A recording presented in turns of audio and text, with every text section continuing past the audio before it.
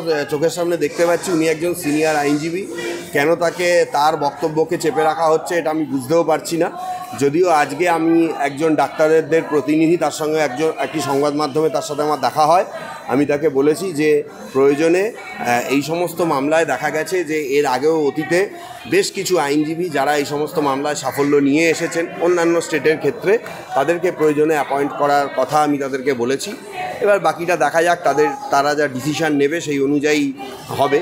কিন্তু আমার মনে হয়েছে একটা জিনিস, যে এত কিছু ছাপিয়েও এই যে ডাক্তারদের একটা ডেডলাইন দেওয়া হলো, এটা ডাক্তাররা মানতে পারছেন না।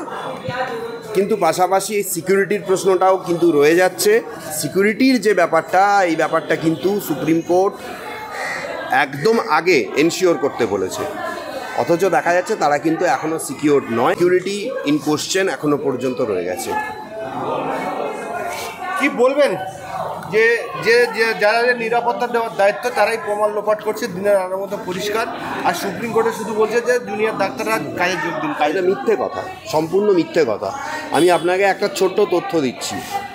আপনি যদি টোটাল অ্যাসেসমেন্ট হিসাব করেন, সারা ওয়েস্ট বেঙ্গলে ডাক্তার রয়েছেন 80,000 প্লাস, তার মধ্যে 9% হচ্ছেন জুনিয়র ডাক্তার। এবং আমি কয়েকজন জুনিয়র ডাক্তারদের সাথে কথা বলেছি যারা আন্দোলন করছেন, যেখানে রাজ্য সরকার মৃত্যুর কারণ হিসাবে গত 1 মাসে বিভিন্ন রকম বিষয় দেখিয়েছে, যে যকৃতে প্রবলেম বা চোরাই জন্ডিস অথবা ক্যান্সার বেশিরভাগ দেখানো হয়েছে। আমি সেই ডাক্তারদের জিজ্ঞেস করেছিলাম যে ক্যান্সারের যে ট্রিটমেন্ট, এত কঠিন ট্রিটমেন্ট, এটা কি কোনো হসপিটালে জুনিয়র ডাক্তাররা করে?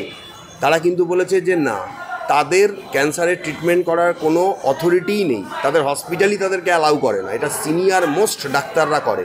কতটা তাকে কেমোথেরাপি দিতে হবে, কি ওষুধ দিতে হবে, কি সেই পেশেন্টের দরকার, এখানে জুনিয়র ডাক্তারদের এখানে কোনো রোলই নেই।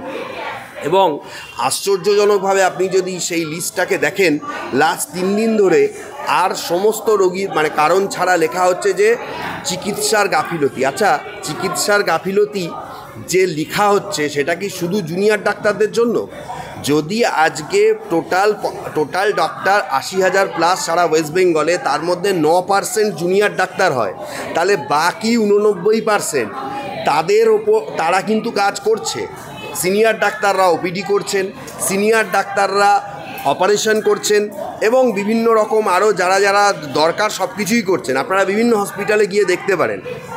এই পরিস্থিতিতে দাঁড়িয়ে কাদের দিকে আঙুলটা ওঠাতে চাইছে রাজ্য সরকার, এটা কিন্তু আমার কাছে ক্লিয়ার হয়নি।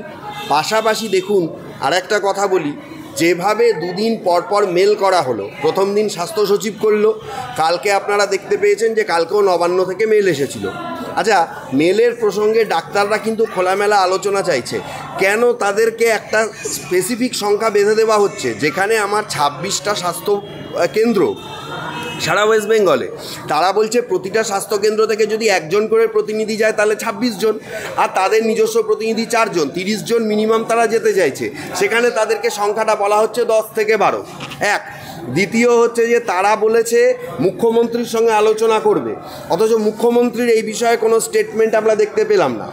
পাশাপাশি আরও একটা জিনিস আমি অবাক হয়ে যাচ্ছি, তারা যে দাবিগুলো তুলেছে সেই দাবিগুলো জনগণ তাদেরকে সাপোর্ট করছে, যথেষ্ট ন্যায্য দাবি। কেন সিপিকে সরানো হবে না? কেন স্বাস্থ্য ভবন সংস্কার করা হবে না? স্বাস্থ্য ভবনে স্বাস্থ্য সচিব থেকে শুরু করে আরও যারা এই ঘুঘুর বাসা কেন ভাঙা হবে না? অথচ সরকার বলছে কোনো রকম শর্ত আরোপ করে আলোচনা করা যাবে না। সুপ্রিম কোর্টের অর্ডারে যদি আসি, হ্যাঁ, সুপ্রিম কোর্ট 5টার মধ্যে ফিরতে বলেছিল, পরশুদিন 5টার মধ্যে, কিন্তু পাশাপাশি আপনাকে এটাও মনে রাখতে হবে, সেই সুপ্রিম কোর্টই ওই প্যারাগ্রাফে লিখেছে ডাক্তারদের নিরাপত্তা সুনিশ্চিত করতে হবে। ডাক্তাররা যাতে সুষ্ঠুভাবে কাজ করতে পারে এটা রাজ্য সরকারকে দেখতে হবে। তারা নিরাপত্তাহীনতায় ভুগছে। কি নিরাপত্তা রয়েছে? সিআইএসএফ যে আর্জি করে সেখানে তারা বলছে তাদের থাকার জায়গা নেই, তাদের সঙ্গে রাজ্য সরকার অমানবিক ব্যবহার করছে, এবং রাজ্য সরকার বলেছে যে তাদের যে জায়গাটা দেখা হয়েছে সেটা প্রায় 2.6 2.5-3 কিলোমিটার দূরে আরও একটা কতগুলো জায়গা যেখানে তারা থাকবে, ইত্যাদি ইত্যাদি বলা হয়েছে। আমার বক্তব্য হচ্ছে যে নিরাপত্তার বিষয়টা সরকার আগে সুনিশ্চিত করুক, বিনীত গোয়েলকে পদত্যাগ করাক এবং তারা বাকি যেগুলো চেয়েছে সেগুলো নিয়ে আগে রাজ্য সরকার মুভমেন্ট করুক, তারপরে আলোচনার টেবিলে আসা যাবে, তবেই তো আলোচনা। না হলে শর্ত ছাড়া আলোচনা, আমার মনে হয় এটা রাজ্য সরকার, এবং যেভাবে রাজ্য সরকার বলছে যে রাজনৈতিক অভিসন্ধি, আমার এই জিনিসটা আরও খারাপ লাগছে। এ তো ইন্ধন জোগানো, এ তো আরও বেশি করে রাজ্য সরকার ইন্ধন জোগাচ্ছে, একটা রাজনৈতিক লোককে তারা ঢুকতে দিচ্ছে না। আপনারা দেখেছেন কালকে অগ্নিমিত্রা পল গেছিলেন, তাকে পর্যন্ত গো ব্যাক স্লোগান দেওয়া হয়েছে। কোনো রাজনৈতিক ব্যক্তিত্বকে কোনো অবস্থাতেই তারা অ্যালাউ করছেন না। আজকে আপনারা কিভাবে বলছেন রাজনৈতিক আন্দোলন, সাধারণ জনগণ তাদের পাশে রয়েছে, অথচ সরকারের কাছ থেকে কোনো সদিচ্ছা আমরা দেখতে পাচ্ছি না। এই ধরনের পরিস্থিতি যদি চলতে থাকে ভবিষ্যতে আরও বড় বৃহৎ আন্দোলন আমরা দেখতে পাবো। ইতিমধ্যে আমরা দেখছি বিভিন্ন জায়গায় আরজি কার্ড নিয়ে যারা আন্দোলন করছে তাদের হুমকি ঠের দেওয়া হচ্ছে। ইতিমধ্যে বিধায়ক নওশাদ সিদ্দিকী তাঁকে একেবারে পেরানে মারার হুমকি ফোন কলে, কী বলবেন?